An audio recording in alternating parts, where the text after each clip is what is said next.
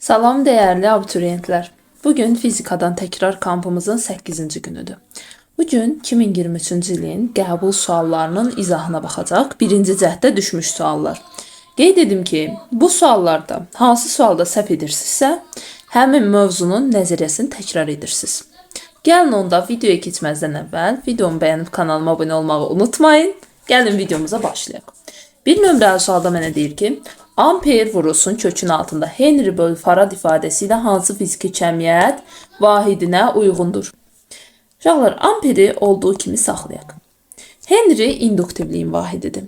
Henry'ni açmaq istəsəm, 1 Henry bərabərdir Weber bölü amperinə, yəni fi bölünsün i ilə aça bilərəm. Gətirək yerinə qoyaq. Weber bölünsün amper. Vurulsun Farad isə tutumun vahididir, yəni senin. Farad isə Q bölü düsturuna görə kulon bölünsün voltla aça bilərəm. Volt sürətə, kulon məxrəcə. Buradan amper qalsın yerində. Weberi volt vur saniyə ilə açıram. Vurulsun volt. Məxrəcdə də kulon açanda alıram amper kvadratı vur saniyə. Saniyələrim gedir. Amper vurulsun. Voltlardan biri çıxır. Kök altda amper kvadratından da amper çıxır. Bunlar da gedir, qalır volt. Volt isə gərginliyin vahididir. Cavab olur Y variantı. Keçək növbəti suala. 2 nömrəli sualda bizə deyir ki, 3 mol qaz izobar genişlənərkən 480 jol iş görmüşdür. Qazın temperaturu nə qədər artmışdır? Bu termodinamikanın əsaslarına aid bir sualdır. Gəlin baxaq. Düsturumuz Q bərabərdir. Q ilə getmək, A ilə gedək. A bərabərdir nü R delta T. Buradan da delta T-ni tapanda görülən işi bölməliyəm nü R-ə. İş 480 joldur. Bölürəm nü 3-dür. R isə 8-dir. 3-ü 8-ə vuranda 24 edir. 480-i də 24-ə böləndə 20 Kelvin düşər. 2-də cavab olur B variantı. Keçək 3 nömrəli suala.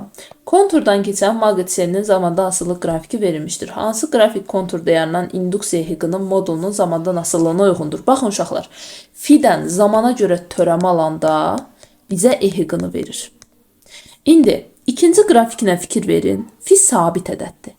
Sabit ədədinin törəməsi bizə 0 verir. Deməli, heqinin ikinci hissədə qrafiki 0-da olmalıdır. Qalanlarını atdım. Ya adı, ya C-dir. Digərini isə bucağa görə müqayisə edirəm. Düz xəttin törəməsi sabit ədəddir. Bunu bilirik. Bucağa görə baxanda birincinin bucağı ikincidən balacadır. Yəni, içidəki heqi birdən böyük olmalıdır. Onda bu qrafikdə mən götürərəm A variantını. Bu elektromaqnet induksiya dərsinə aid bir sualdır. Keçək 4 nömrəli suala. Tili L olan polad kub müəyyən qüvvənin təsiri ilə A təcili alır. Həmin qüvvənin təsiri ilə tili L bölçü olan polad çubuğun kubun aldığı təcil nəyə bərabərdir? Bu isə Newton qanunlarına aid bir sualdır. Mən yazaram F bərabər M-a. Qüvvələr eynidir. M-i saxlayaram. Daha doğrusu təcili saxlayaram. M-i rov ilə açaram. Kvadratın da tərəfini A kvadratına açmayaq. Çünki təcil da ilə işarə etmişik. Qarışıq düşməsin. L kvadratından açaq və B kvadratı yazaq. Yazıram rho vurulsun B kvadrat vur A. A burada təcildir, B isə kvadratın tərəfi olaraq götürmüşəm. Burada görürəm ki, təcillə tərəf tərs asıldır. Özdə tərs kvadratik. Onda yazaram. A1-in A2-yə nisbəti bərabərdir. B2-nin B1-ə nisbətinin kvadratına. Buradan da yerinə qoysam, daha doğrusu A kubudur. Kvadratın həcmi A kubundan tapılır. Kub olur burada. Deməli, A1 A'dır. A2 yoxdur. Bərabərdir. B2-in yerinə L bölçü yazaq. B1-in də yerinə L. Bunun kubu. Bunlar gedir 8-də 1 alıram. Çarpaz doğranda A2 bərabərdir 8-aya. Yəni cavabı götürərəm A variantı. Keçək növbəti suala. O mərkəzindən keçən ox ətrafında fırlanan disk üzərində 3 nöqtə təsvir olmuşdur. Bu nöqtələrin mərkəz qaçma təcilləri arasında hansı münasibət doğrudur? Bu çevrə üzrə hərəkətə aid bir sualdır. Mərkəzindən keçən ox ətrafında fırlanan diskdə val dəyişir. Qalanları sabit qalır. Val dəyişirsə, deməli, təcil dəyişir.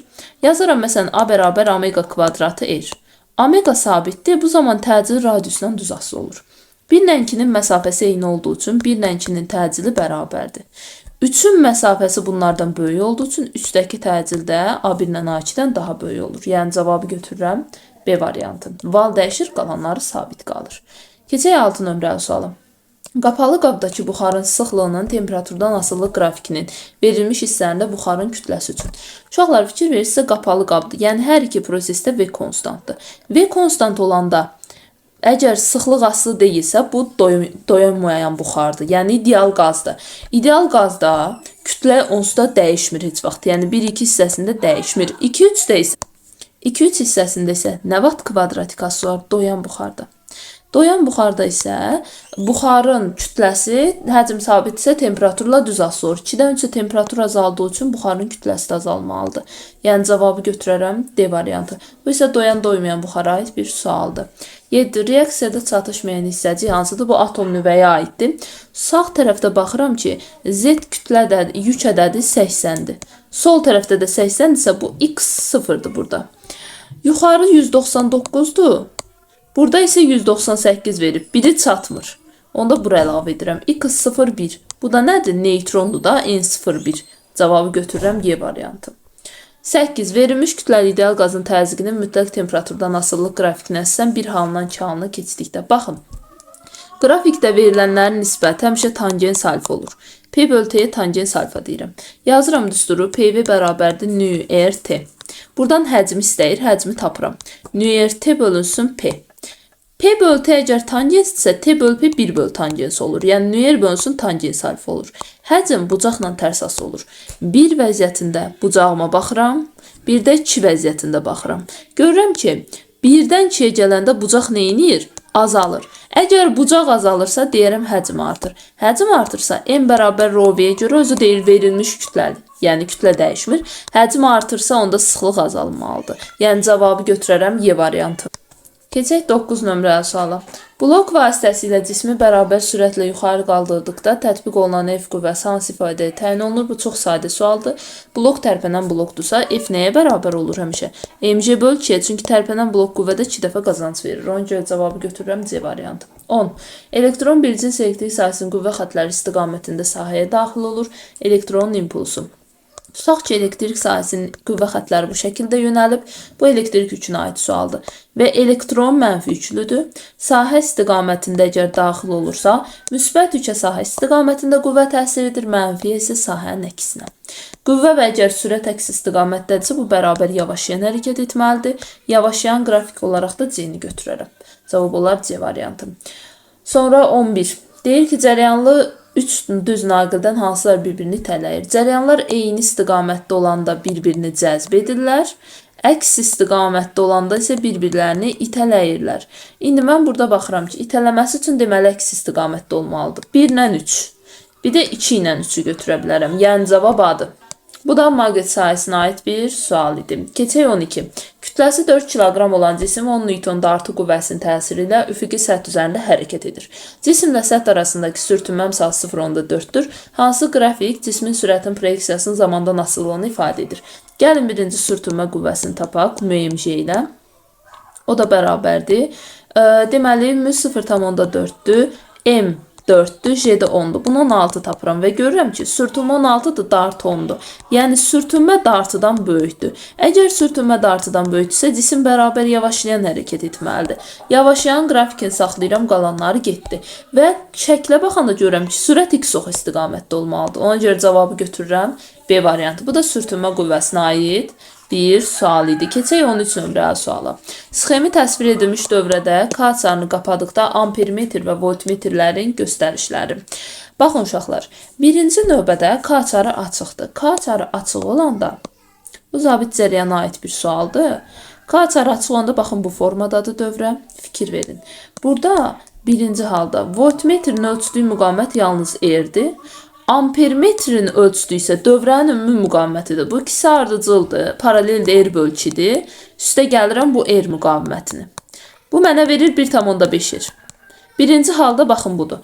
İkinci halda mən ki buranı bağlayıram və voltmetri yenə R ölçür. Lakin baxaq görək nə baş verir. Buradan cəryan gəlir gəlməyinə. Cəryan qarşısında 3 yol var. Boş qol, müqavimətli qol, müqavimətli qol. Hansından gedir? Boş qolla. Gedir, dövrəni tamamlayır. Nə buradan, nə də buradan cəryan keçmir. Ona görə də ikinci halda voltmetr heç bir müqaviməti ölçə bilmir. Çünki o dövrə sıfırlanır, qısa qapanma yaranır. Sıfıra düşür. Müqavimət isə ikinci halda yalnız R-ə bərabər olur. Və voltmetrimin göstərişi sıfıra qədər azalır. Müqavimətim azaldığı üçün cərəyan şiddətim artır. Cavab dedi. Desəz nəyə görə cərəyan keçmir? Uşaqlar, hərfləndirmə metodundan istifadə edə bilərəm. Baxın. Bura məsələn desəm bir B. Gələrəm onda burada B olmalıdır. Baxın, naqilin üzərindən keçirəm, burada B olur, burada B olur. Gəlir onda burada B olur, burada B'dir. Fikir verirsinizsə, bu iki müqavimət eyni hərf arasında qalır. Əgər eyni hərf arasında qalırsa, oradan cərəyan keçmir. Cavab da olur D variantı. Keçək növbəti suala. 14. Cismin sürətinin proyeksiyasının zamandan asılılıq qrafiki verilmişdir. Hansı qrafik bu cismə təsir edən əvəzləyici qüvvənin işinin zamandan asıllığına uyğundur? Baxın, bərabər yeyinləşən hərəkət edir. Təcil var. Biz bunu belə yazaq. A bərabərdir Fs. Buradan da F'i saxlayaram. S'i necə aça bilərəm? AT kvadratı böl 2 ilə. Niyə AT kvadratını açdım? Çünki V0 sıfırdır. Heç onda işim də zamanla kvadratik artmalıdır. Cavab olur Y variantı. 15. Yükləndikdən sonra mənbədən ayrılmış kondensatorlar batareyasının A və B nöqtələri arasındakı gərginlik U-dur. Kondensatorlardan birinin köynəkləri arasındakı fəzanı dielektrik nüfuzlu epsilon olan dielektrikə tam doldurduqda gərginlik. Baxın, birincidə S1 S0'dır, S2 də S0'dır. Onda dövrənin ümumi birimi tapıram ki 2 S0'dır. İkinci halda S1 yenə S0'dır. Amma burada epsilon var. Yəni S2 bərabər epsilon S0 olmalıdır. Epsilon da bizə 3 verdiyi üçün bu 3 S0 olur. Onda dövrənin ikinci haldakı ümumi... Buradan isə ümumi tutumu taparam 4 S0. Gəlin indi nisbət quraq. Baxın, deyir ki, yükləndikdən sonra mənbədən ayrılıb. Yəni yük sabitdir. Q bərabər S-U yazsam, yük sabit isə S ilə U tərs asıdır. Yazaram U1-in U2 olan nisbəti bərabərdir S2-nin S1 olan nisbətinə. U1-i U qədər verib. U2 yoxdur, bərabərdir. S2-im 4S0'dır. Bölürəm 2S0'a. Bunlar gedir. Onda U2-ni buradan tapıram U bölünsün 2 olaraq. Yəni cavabı götürərəm A variantı. Bu da tutuma aid bir sual idi. Keçək indi növbəti suala. 16. A nöqtəsindəki cismin yaratdığı yekun qravitasiya sahəsinin intensivliyi. Birincidə J1'i tapanda J vurulsun 2M bölünsün R kvadrat olur. J2'ni tapanda isə J M bölünsün 4R kvadrat olur. Hansı J sərbəst düşmə təcilləri onsuz çevrənin mərkəzinə doğru yönəlirlər. J1, J2. Lakin çıxanda böyüyün istiqamətini götürməliyəm. Böyük də birinci olduğu üçün, birinci də sola getdiyi üçün çıxandan sonra da birinci istiqamətini götürürəm. Cavab olur B variantı. 17. Bizə deyir ki, difraksiya qəfəsinin köməyi ilə nəyi təyin etmək olar? Baxın, difraksiya qəfəsi İş prinsipi difraksiya hadisəsinə əsaslanır və burada biz nəyi tapa bilərik? Şərtimiz nədir difraksiyada? D sinus fi bərabərdir k lambdadır. Mən difraksiya qəfəsinin köməyi ilə optik qüvvəni tapa bilmərəm. D-ni tapmaq üçün fokus məsafəsini bilməliyəm. Şualama selinin sıxlığını tapa bilmərəm. P bölü S düsturu. Dalğa uzunluğunu tapa bilərəm. Çünki difraksiya qəfəsinin düsturunda var. Qəfəs periodumu bilsəm, yerinə qoyub tapa bilərəm. Yəni, cavab elə dalğa uzunluğudur. Və yaxud da olsa tezliyi ilə götürə bilərdim. Cavab C-dir. 18. Diodlar və lampalar qütbləri A və B olan sabit cərəyan mənbəyinə şəkildəki kimi qoşulmuşdur. Doğru ifadələri müəyyən edin. Gəlin birinci şərtə baxaq. A müsbət, B mənfi qütb olsa. A-dan gəlir. Baxın, birinci olan hissədən cərəyan keçmir. Çünki diod tərs qoşulub. 2-dən keçir, 3-dən keçir. Yəni 2-3 lampaları yanar, 1 yanmaz. Bu düzdür. 1 doğrudur, onda 2 yanlışdır. İndi gələk 3-ü yoxlayaq. 3-də bizə deyir ki, A mənfi B müsbət olsa. A mənfi B müsbət olsa cərəyan buradan gəlir. Gəldi, buradan keçdi. Baxın, L2-dən keçməyəcək, diod tərs qoşulub. L1-dən keçib dövrəni tamamlayır. Yəni bu halda 1 ilə 3 yanır, 2 yanmır. Yəni cavabı götürürəm onda 1-3. C variantı. Keçək növbəti suala. 19. Harmonik rəqs edən riyazi rəqqasın A, B və B-si hissələrinə uyğun bəndləri Euler Venn diaqramında müəyyən edin. Baxın, A-dan B-yə gələndə tarazlığa doğru gəlir. Hündürlüyü azalır. Hündürlüyü azalırsa deyirəm potensial azalır MGH-a görə. Onda təcil qüvvət azalır. Tərsinə, sürət, kinetik və impuls artmalıdır. Burada isə hündürlüyü artırsa, potensial, təcil və qüvvə artır deyərəm. Sürət, kinetik, bir də impuls deyərəm ki, azalır. İndi baxaq, deyir impuls artır, impuls birincidə artır. Potensial enerji artır ikincidə. Sonraki şərtlərimizə baxaq. Cismin təcili tarazlıq vəziyyətinə doğru yönəlmişdir. Təcil deməli onsuz tarazlıq vəziyyətinə doğru yönəlir. Bu gedir 3 ortaq. Sonra cismin təcilinin modulu azalır birincidən. 4 gedir bura.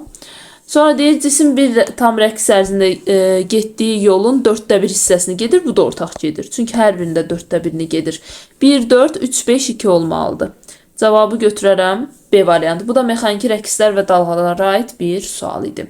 20. İntensivliyi 20 nankulon bölünsün, Newton bölünsün kulon olan bir cins elektrik sayəsində hərəkətə başlayan elektronun sürəti 2 vur 10 üstü 6 metr bölü saniyə olması üçün neçə santimetr yol getməlidir?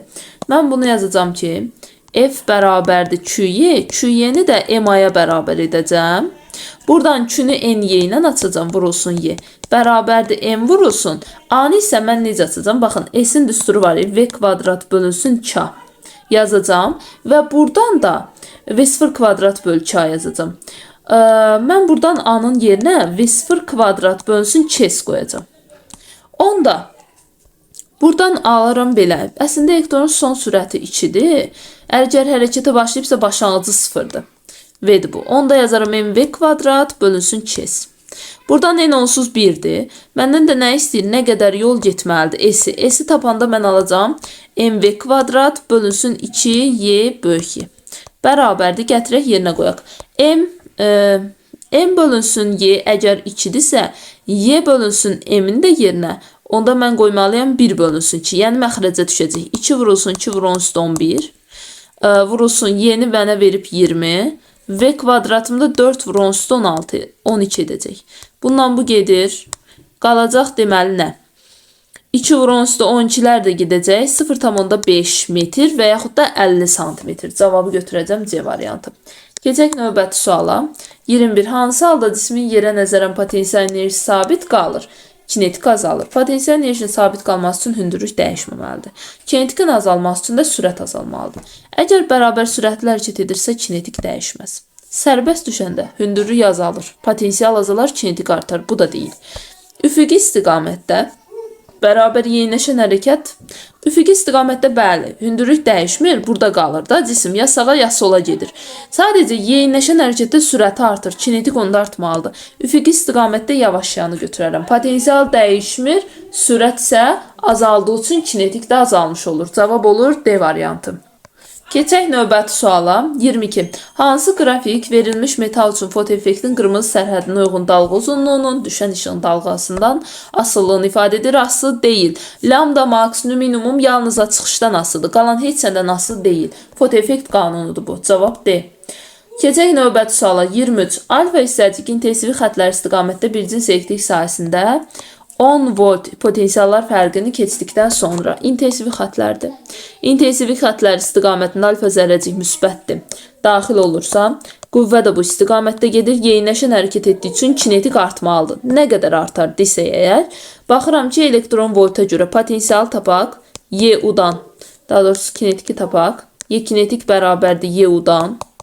Baxın, helium 2,4 alfa zərrəcik. Yəni yük ədədi 2-dir. Onda 2 vurulsun 20. 40 elektron volt kinetiki artır. Yeniləşən hərəkət et. 40 nə idi? 10'du bu. 20 elektron volt. Deməli kinetik enerjisi artır. Kinetik enerji 20 volt artır. Onda potensial 20 elektron volt azalmalıdır. Yəni cavab olur 1, 3. Keçək növbəti suala. 24. 0,2 kilogram kütləli suyun temperaturunun zamandan asıllıq qrafiki vermişdir. 20 dəqiqə müddətində ayrılan istilik miqdarını hesablayın. Birinci növbədə baxın bu hissəyə baxaram. Qızmasına sərf olunan Q bərabərdir. Sm delta T ilə taparam. S-ni verib mənə 4'dür. Kütləni verib deməli 0,2. Vurulsun delta T də 20'dir. Deməli bununla bu getsə mən bunu alaram 16 kilojol. Daha sonra digərini isə əriməyə sərf olunduğu üçün lambda m-dən taparam. Lambda 350'dir. M də 0,2'dir. Bu da mənə 70 verər. Ümumi də bunları toplasam ümumini taparam. 70 ilə 16'ını toplayıb 86 kilojoul deməli istilik miqdarı sərf olunub. Keçək növbəti suala, yəni 25. Sarğacdakı cərəyan şiddətini 2 dəfə artırdıqda maqnit sahəsinin enerjisi 60 joule artdı. Sarğacın maqnit sahəsinin enerjisinin başlanğıc qiyməti. Maqnit sahəsinin enerjisinin düsturu L kvadrat böl 2-dir. Cərəyan şiddətini 2 dəfə artıranda I2 bərabər 2-1 yazaram. Maqnit sahəsinin enerjisi 60 joule artanda W2 bərabərdir. W1 üstəgəl 60 yazmalıyam. Onda W bərabərdir. L kvadrat böl 2 yazsam, W ilə I kvadratik düz asıdır. Onda W1-in W2-yə nisbəti bərabərdir. I1-in I2-yə nisbətinin kvadratına. Deməli, W1 qalsın yerində. W2-nin yerinə W1 üstəgəl 60 yazaram. Bərabərdir. I1 qalsın yerində. I2-nin də yerinə 2-1 yazıb kvadrata yüksəldirəm. Bu mənə 4də 1 verir. Çarpaz vururam. 4W1 bərabərdir. W1 üstəgəl 60. Buradan 3W1 əgər 60-dırsa, onda W1-i 20 joule tapıram. Yəni, başlanğıc enerji onda 20-yə bərabərdir. Keçək növbəti suala. 26. Optik qüvvəsi 2.5 dioptriya olan toplayıcı linzada cismin 4 dəfə kiçildilmiş həqiqi xəyala alınmışdır. Cisimlər linzaya qədər olan məsafəni hesablayın. Kiçildilmiş xəyala alınıbsa Q bərabərdir 1 bölünsün 4'dür. D-ni də bizə verib 2,5. Gəlin onda belə yazaq. Q bərabərdir F bölünsün D bərabərdir 4də 1'ə. Onda D-ni buradan 4F tapıram. Gətirək indi burada yerinə qoyaq. D bərabərdir 1 bölünsün D üstə gəlsin 1 bölünsün F. Bərabərdir. Burada deməli D-nin yerinə 4F qoysam belə olur. 4F də 1 üstə gəlsin 1 bölünsün F. Bunu 4F ortaq məxrəc etsəm 3 alınır. Bərabər edirəm 2.5-ə. Buradan da F-i tapanda 3'ü bölməliyəm 4'ü 2.5-ə vuranda 10'a. Bu mənə verdi mi 0,3? Gətirib 4'ü də 0,3'ə vursam 1,2 edir. Mənə də deyir ki, cisimdən linzaya qədər olan məsafəni. Düz getdik. Burada nə səhvlik oldu? 1 dəqiqə. Deməli, bu bizdə 3 etmir axı. Toplayırıq. Toplayanda 5 edir bura. 5 edirsə bu 0,5 düşür. Gətirib 0,5-i də 4'ə vuranda cavab 2 düşür. 2'dir. Bu da həndəsə optika aid məsələdir. Keçək indi növbəti suala 27. Cərəyanlı naqilə perpendikulyar istiqamətdə hərəkət edən zərrəciklər və onlara təsir edən Lorentz qüvvəsi. Əgər cərəyan sağa doğru axırsa, sağ əl qaydasına görə tapanda, deməli, yuxarı tərəf X olur. Yəni bu zərrəciklərin olduğu sahə. Aşağı isə nöqtə olur. Mən X-a görə baxıram ki, əgər BX olsa, sol əlimdən istifadə edirəm. 4 barmağımın zərrəciklərin hərəkət istiqamətdə yönəldəndə baş barmağım sola gedir. Proton müsbətdir. Ona görə ona təsir edən Lorentz elə sol olacaq. Elektron mənfidir. Ona görə əksini götürürəm, sağ götürürəm. Neutron isə yüksüz olduğu üçün ona Lorentz qüvvəsi təsir etmir. 1'ə B, 2'ə A, 3'ə də C variantı uyğun gəlir. Keçək açıq suallara.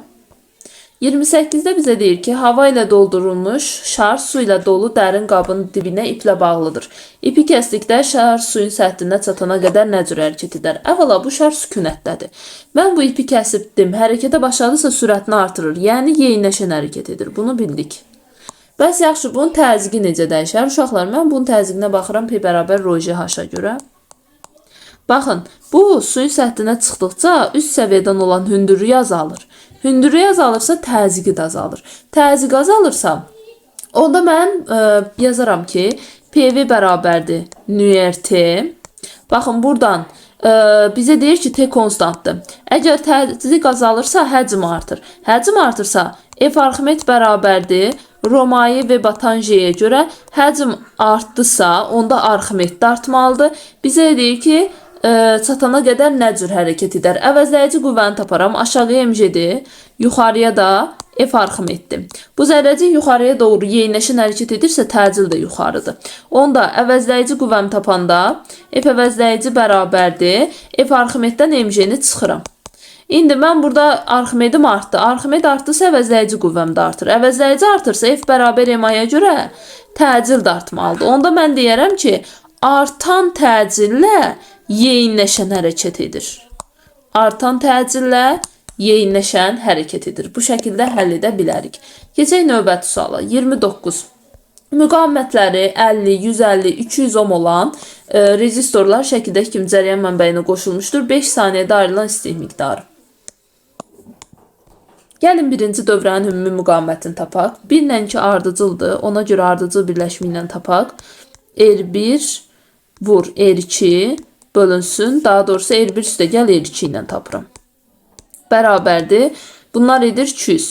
Sonra da paralellə tapanda, R paralellə də tapanda 200'ü bölməliyəm 2-yə. Bu da mənə verər 100. Deməli dövrənin ümumi müqaviməti 100'dür. UM var 200'dür. Və məndən istəyir ki, dəyişən cəryan dövrəsi. Dəyişən cəryan dövrəsində normalda uşaqlar biz yazırıq U təsir edicinin kvadratı böl R vurulsun T. Lakin mən indi burada U amplitud qiymətdir. Məndə U təsir edici nəyə bərabərdir? UM bölünsün kökdə 2-yə. Bunu gətirib yerinə qoyub kvadratı yüksəldəndə düstur belə olur. UM kvadratı böl 2R vur T.